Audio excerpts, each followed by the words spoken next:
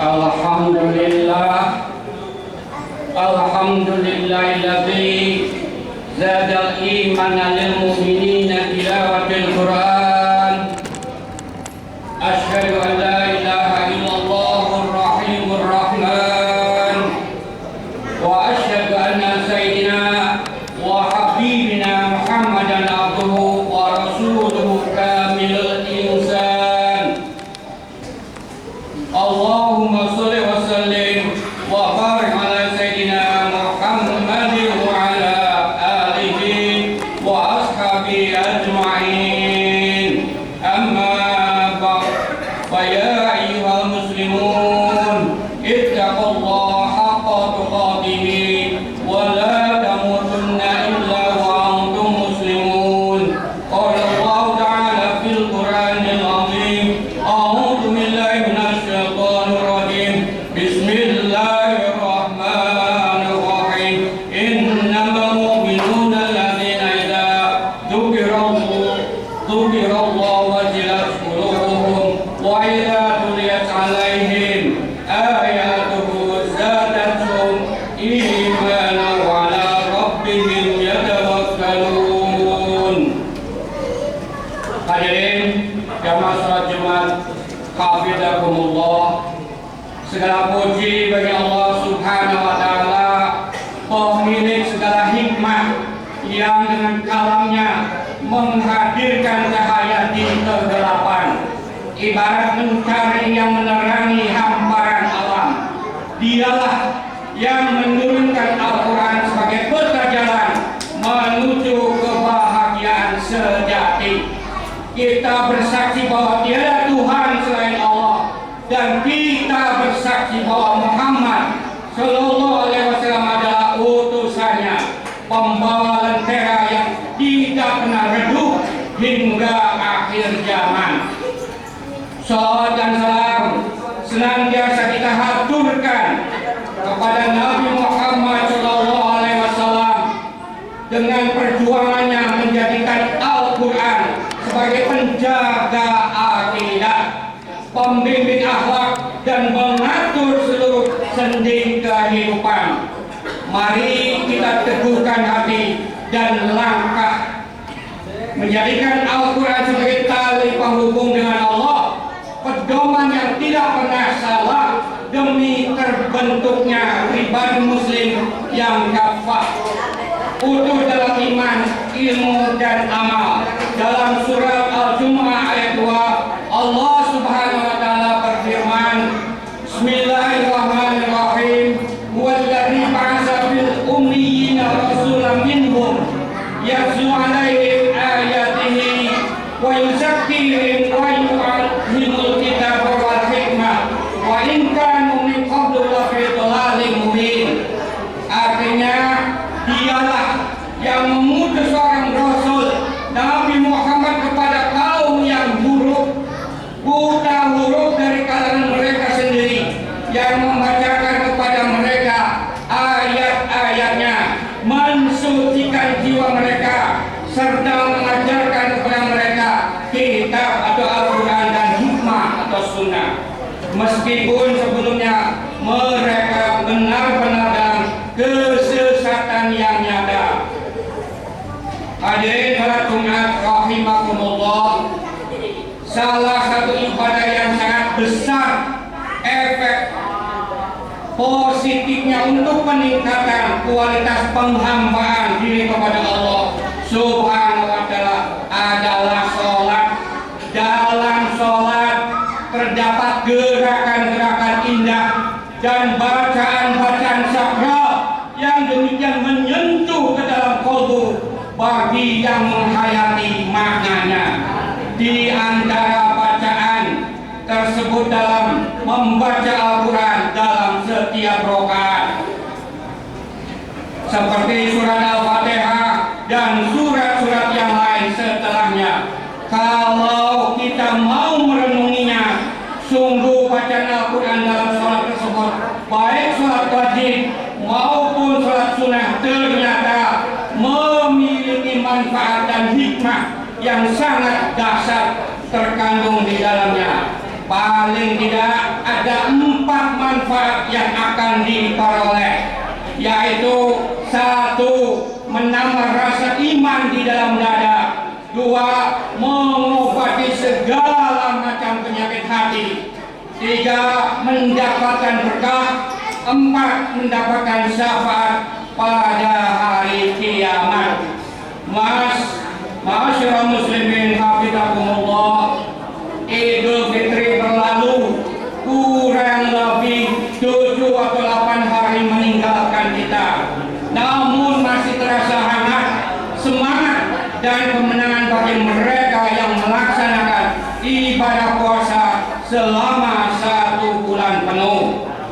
Jamaah salat Jumat yang saya muliakan, izinkan pada kesempatan yang mulia ini, di hari Jumat di bulan Syawal, saya akan memberi materi khutbah dengan tema Holding the World with Quran. Artinya genggam dunia dengan Quran. Mungkin tema materi ini kali ini begitu aneh, anti mainstream, dan mencengarkan buat hadirin yang ada di sini.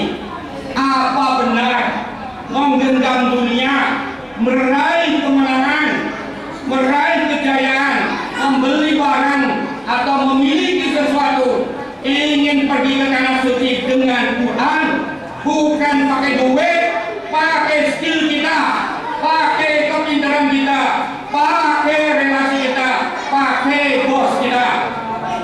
Jika kita bicara pakai iman, insya Allah ini benar sekali.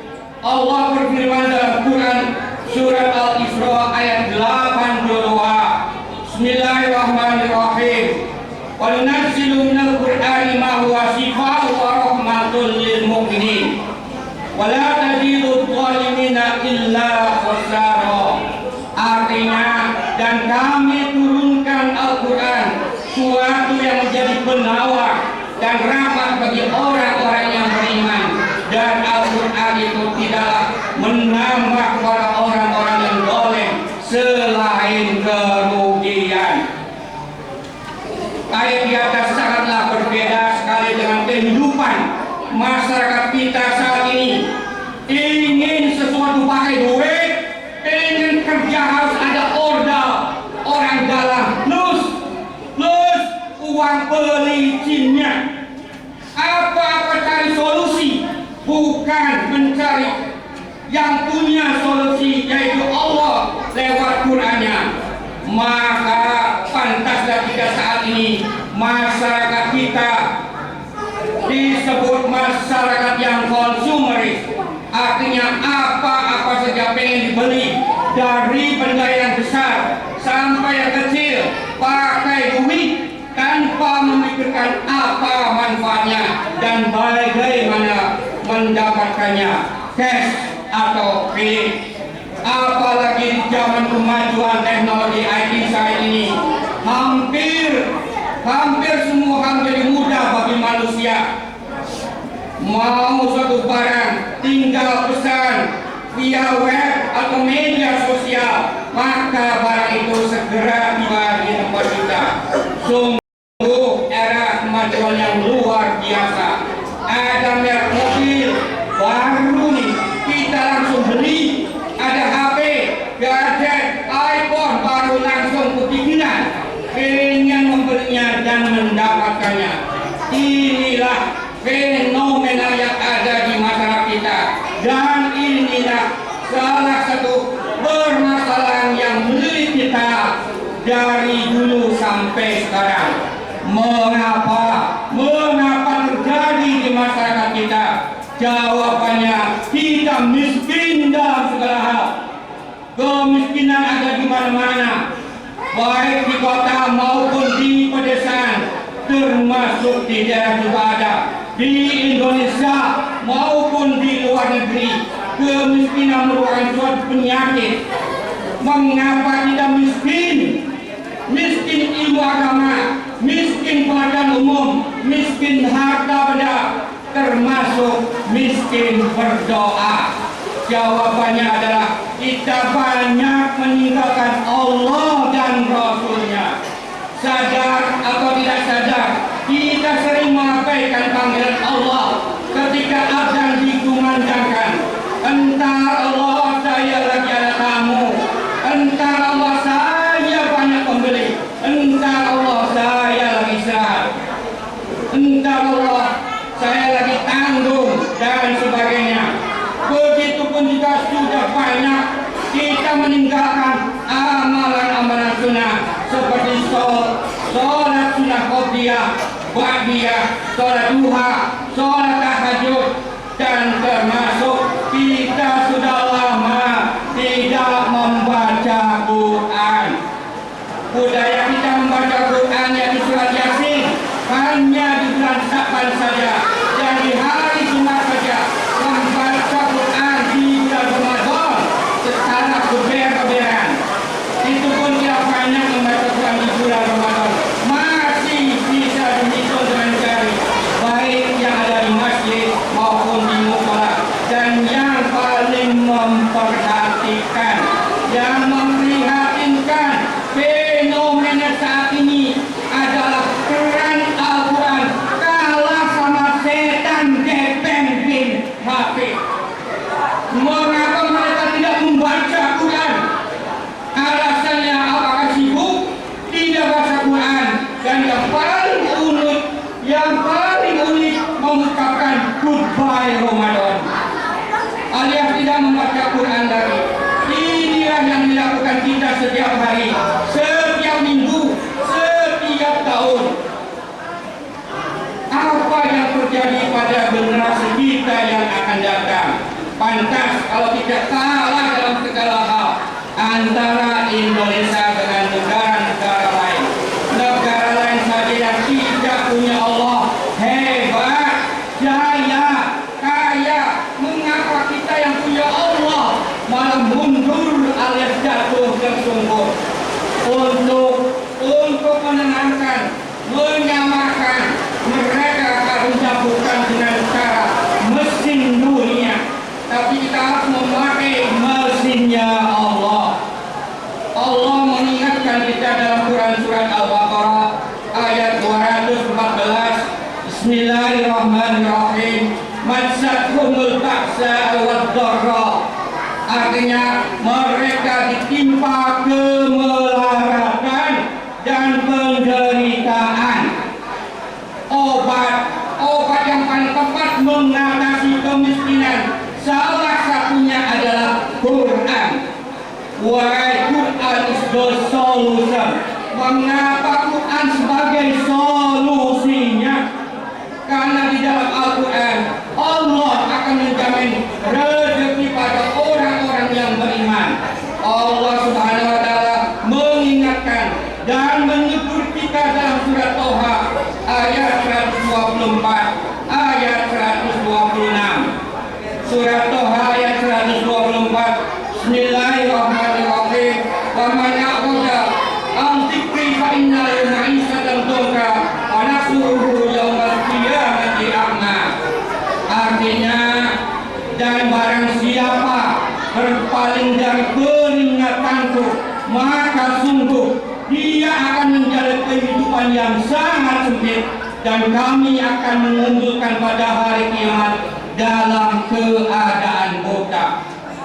Surat Toha ayat 126. Bismillahirrahmanirrahim. Qala kadzalika atatka ayatina wa nasitaha wa kadzalika al-yawma tunsa. Artinya Allah berfirman, demikianlah dahulu telah datang kepadamu ayat-ayat kami dan kamu mengabaikannya. Jadi begitu pula pada hari ini kamu diabaikan. Dan Rasulullah SAW bersabda, an Umar bin Al-Khattab radhiyallahu anhu qala Rasulullah sallallahu alaihi wasallam, inna Allah yarfa'u bi hadzal kitab aqwama wa yadau bihi akharin. Artinya, dari Umar radhiyallahu anhu berkata bahwa Rasulullah sallallahu alaihi wasallam bersabda, Allah mengangkat derajat beberapa kaum melalui kitab ini atau Al-Quran. dan dia merendahkan beberapa kaum lainnya melalui kitab ini pula. Saya ulangi hadis ini yang artinya Allah mengangkat derajat beberapa kaum melalui kitab ini atau Al-Quran, dan dia merendahkan beberapa kaum lainnya melalui kitab ini pula. Hadis riwayat Muslim.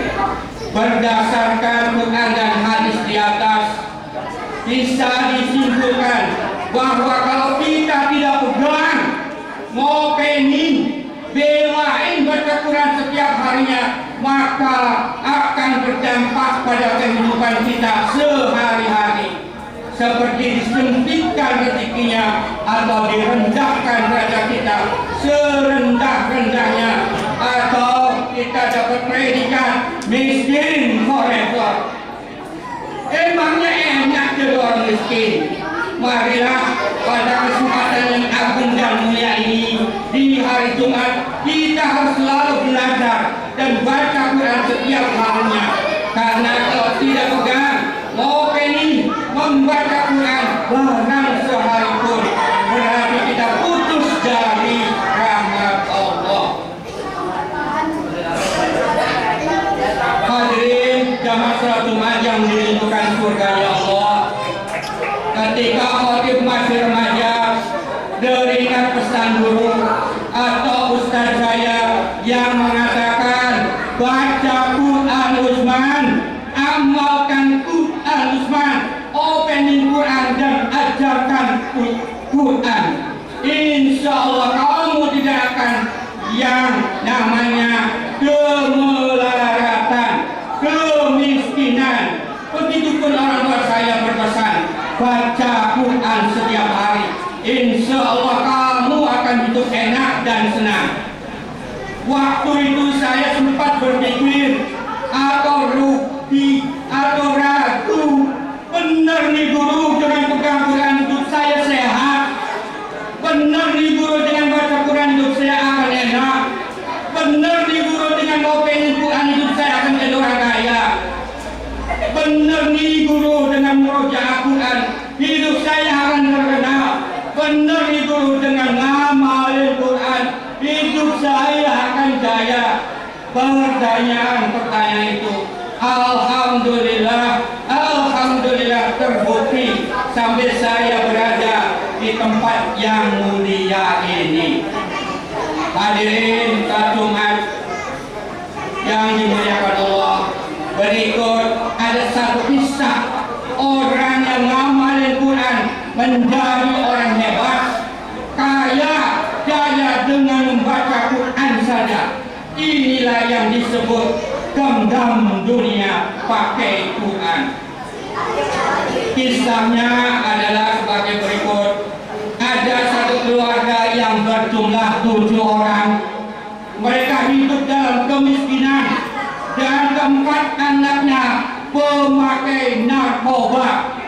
Mereka berjualan susu kedelai setiap harinya. Namun saya semakin hari semakin terpuruk, sehingga ketika ada salah satu keluarga yang sakit dan dinyatakan harus pulang dari rumah sakitnya, mereka kabur dari rumah sakit karena tidak bisa bayar. Bagaimana Quran bekerja dalam kehidupan mereka setelah mereka berkenalan dengan Quran? Suami dan istrinya setiap pada maghrib sampai isya membaca surat Yasin. Surat Yasin dapat 1, dapat 5, dapat 30, dapat 40 selama 2 tahun. What happened after this? Apa yang terjadi setelah 2 tahun ini? Mereka mempunyai 100 jaringan rumah makan, 2 membangun 7 masjid, ketiga membangun hotel yang di dalamnya ada 4.000 anak yatim yang dibiayai hidupnya dan disekolahkan sampai ke luar negeri. Dan keempat, mendirikan pesantren. Mereka sudah berbeda sama sekali dengan kehidupan dulu. Sekarang penghasilan mereka per tahunnya 1 triliun. Pertanyaan dari kita ini adalah, di mana sekolahnya? Mereka hanya lulusan sarjana yang di atasnya ada Quran. Apakah ada satu bacaan yang hanya ibadah saja, membaca Quran setiap harinya, 1 surat, 1 juz, 5 juz, 20 juz, dan lain-lainnya akan merubah kita. Ayo, yang belum bisa baca Quran, yang belum menghafal Quran, mulai sekarang galakin, belain Quran setiap hari sampai mendapatkan the miracle atau keajaiban. Nah, itulah satu kisah yang mengagumkan yang sampai saat ini saya sampaikan pada kala Jumat kali ini. Ma'asyiral muslimin hafizakumullah. Sebelum khutbah kedua saya bacakan, saya akan buat kesimpulan khutbah kali ini. Hidup ini keras dan berat untuk menjalaninya, dan solusi atau obat yang paling tepat meringankan hidup kita adalah Quran. Quran dimiliki setiap orang yang beragama Islam dan murah harganya. Mengapa orang lain yang Tuhannya bukan Allah dan kitabnya bukan Quran jadi orang kaya, orang hebat dan terkenal? Jawabannya adalah kita malas, kita enggan, kita masa bodoh, kita cuek membaca Quran. Yuk, mulai sekarang di bulan Syawal 1447 Hijriah, baca Quran setiap hari. Jadikan bacaan Quran kali ini adalah bacaan terindah, bacaan yang terbaik dalam sejarah hidup kita. Jadikan bacaan Quran kali ini sebagai kado terindah buat Allah dan Rasulnya. Amin ya rabbal alamin. Demikianlah khutbah kali ini yang saya bisa sampaikan. Semoga menjadi suatu pencerahan untuk diamalkan demi mendapatkan kualitas sholat yang terbaik selama hidup di alam dunia. Amin ya rabbal alamin. Barakallahu lakum bil Qur'anil azim wa nafa'ani wa iyyakum bima fihi minal ayati wa dzikril hakim. Wa taqabbalallahu minna wa minkum tilawatahu wa innahu huwas samiul alim. Aqulu qawli hadza fastaghfirullah